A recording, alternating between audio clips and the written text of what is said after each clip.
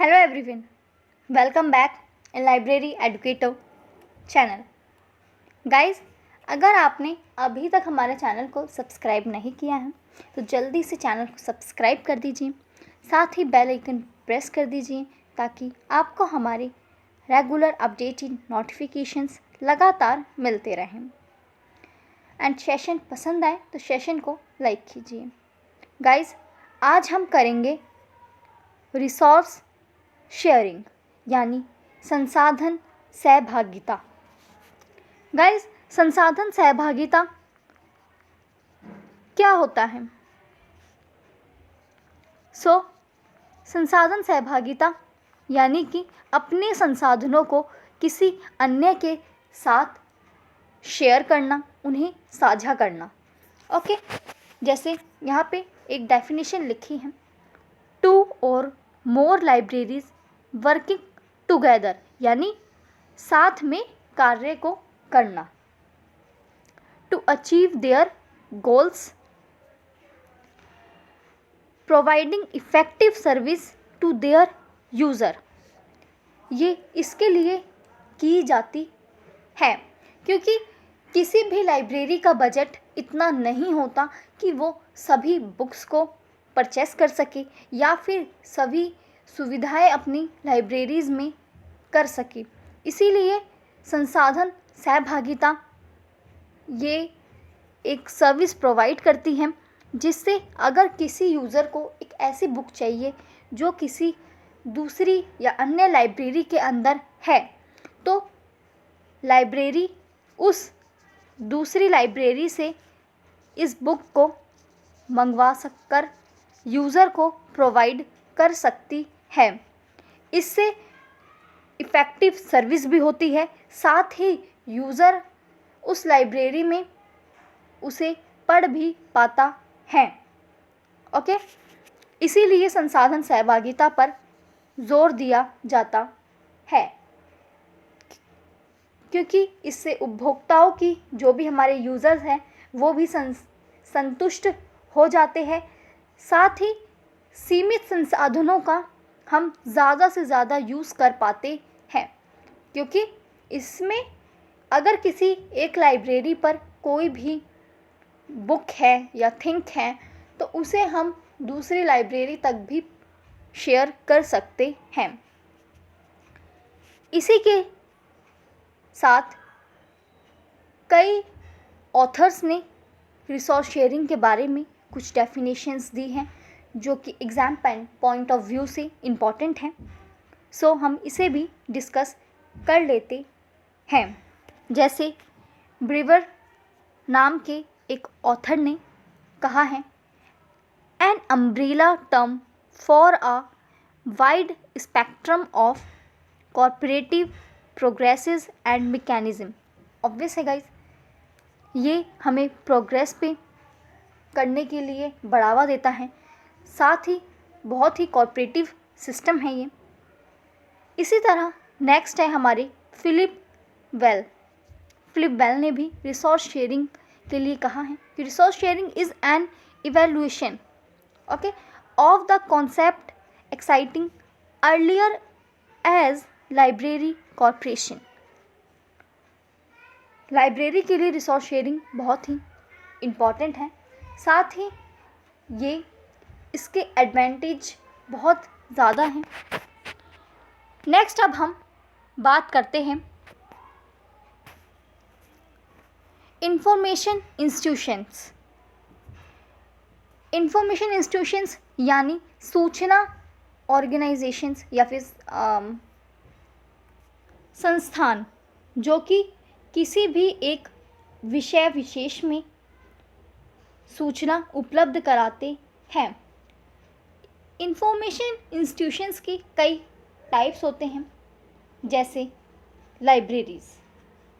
हम लाइब्रेरीज़ की बात करें तो हम जानते हैं गाइस कि लाइब्रेरीज़ क्यों इम्पोर्टेंट है, क्योंकि लाइब्रेरीज़ इन फ्यूचर हमारी सामाजिक, राजनीतिक, सांस्कृतिक या फिर टेक्निकल इन सभी ज्ञान को संजो कर रखता है जो कि हमारी एक धरोहर है। इसीलिए लाइब्रेरीज़ हमारे लिए इम्पॉर्टेंट है, ताकि आने वाली पीढ़ियों के लिए भी ये ज्ञान बना रहे। नेक्स्ट है हमारा डॉक्यूमेंटेशन सेंटर। डॉक्यूमेंटेशन सेंटर एक ऐसा सेंटर है जहाँ पर से सूचना को कलेक्ट किया जाता है। साथ ही जो भी यूज़र्स इन सूचनाओं को लेना चाहते हैं या इनसे ज्ञान प्राप्त करना चाहते हैं, उन्हें इसका ज्ञान मिल सके, इसीलिए डॉक्यूमेंटेशन सेंटर्स का निर्माण किया गया for information. Next is information analyse centre. Information analyse centre में यूज़र्स को एक स्पेसिफिक सूचना समय पर उपलब्ध कराई जाती है, क्योंकि यूज़र्स के लिए टाइम इज़ वेरी इम्पॉर्टेंट। इसीलिए यहाँ पर यूज़र्स को पूरा ही आर्टिकल या लेख नहीं दिया जाता, बल्कि उसके सिनॉप्सिस के रूप में, यानी इन शॉर्ट यहाँ पर इंफॉर्मेशन प्रोवाइड कराई जाती है। Okay guys, next is data centre. Data centre guys नाम से ही पता लग रहा है, डेटा यानी कोई भी ऐसा सेंटर जहाँ पर हम इंफॉर्मेशन को न्यूमेरिकल रूप से यानी नंबर्स के रूप में कलेक्ट करते हैं, वही हमारा डेटा सेंटर होता है। ओके, ये हो सकता है आपको कि साइंटिस्ट की तरह लेबॉरेटरीज़ में मिल जाए, या व्यवसाय प्रोफेशनल, या फिर जनगणना, इस टाइप का डेटा हमारा डेटा सेंटर में कलेक्ट होता है। ये आंकड़ों का संग्रह करता है। ओके, नेक्स्ट है हमारा रेफरल सेंटर। इस सेंटर में गाइज पाठकों को यानी यूज़र को उनकी इंफॉर्मेशन प्रोवाइड कराई जाती है।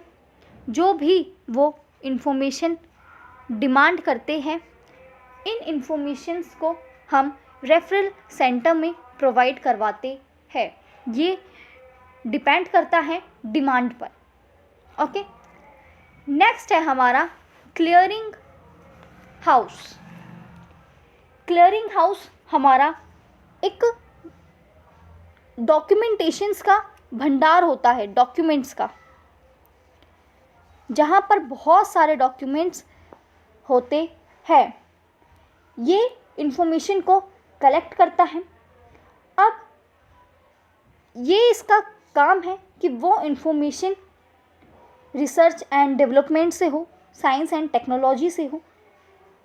इसका कार्य है कि इन सभी के रिकॉर्ड्स को अच्छे से रखना, उसका रख रखाव करना, ताकि इंफॉर्मेशन की डिमांड होने पर इजीली यूज़र को ये इंफॉर्मेशंस प्रोवाइड कराई जा सके। सो गाइज, ये थे सभी इंफॉर्मेशन के हमारे टाइप्स। इस तरह से ये हमारे इंफॉर्मेशन टाइप्स हैं। नेक्स्ट अब हम बात करते हैं एथिक्स की। एथिक्स यानी कि नैतिक।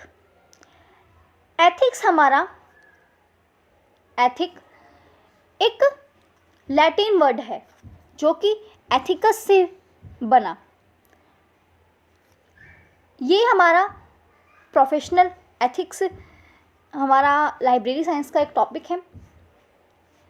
यहाँ पे गाइस हम देखते हैं कि एथिक्स के उद्देश्यों के बारे में PSG कुमार ने, ये क्वेश्चन आता है कि एथिक्स के बारे में, एथिक्स के उद्देश्यों के बारे में किसने डिनोट किया है, तो PSG कुमार ने इसको डिनोट किया है।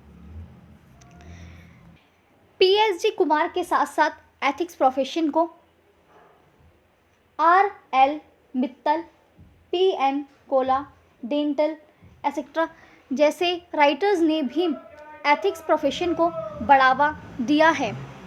इसी के साथ कुछ एथिक्स के कोड्स भी है जो कि इम्पॉर्टेंट हैं, जैसे American Library Association code of ethics. So ये हमारा कोड ऑफ एथिक्स 1939 में आया। इसी के साथ लाइब्रेरी एसोसिएशन का भी एक प्रोफेशनल एथिक्स कोड है जो कि 1978 में आया। एंड हमारे इंडिया के लिए ethics code A.K. Mukherjee, Meghnanand, R.L. Mittal, Amitabh Chatterjee and P.S.G. Kumar ने दिए। गाइस, इसमें P.S.G. कुमार ऑब्जेक्टिव्स के लिए बहुत ही इम्पॉर्टेंट हैं, सो आप ये ध्यान रखिएगा।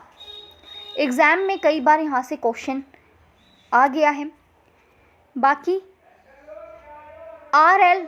मित्तल की डेफिनेशन इसके लिए बहुत फेमस है, जो कि आपको लाइब्रेरी से रिलेटेड जितने भी राइटर्स ने जिस भी बारे में जो भी कहा है वो आपको मैं अपने टेलीग्राम चैनल पर प्रोवाइड कर दूंगी, जल्द ही कर दूंगी। इनफैक्ट आप हमारा टेलीग्राम चैनल ज्वाइन कर सकते हैं, लाइब्रेरी एडुकेटर के नाम से हमारा टेलीग्राम चैनल है।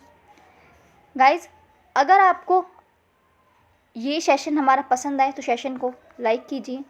ये सेशन हमारा शॉर्ट टॉपिक्स के लिए था, लाइब्रेरी साइंस के। रिसोर्स शेयरिंग क्योंकि छोटा टॉपिक है लेकिन इम्पॉर्टेंट टॉपिक है, इसीलिए हम उसे छोड़ नहीं सकते।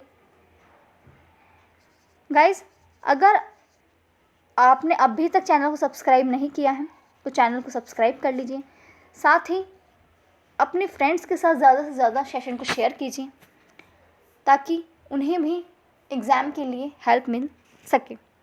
ओके, थैंक यू गाइज़, मिलते हैं आपसे नेक्स्ट सेशन में।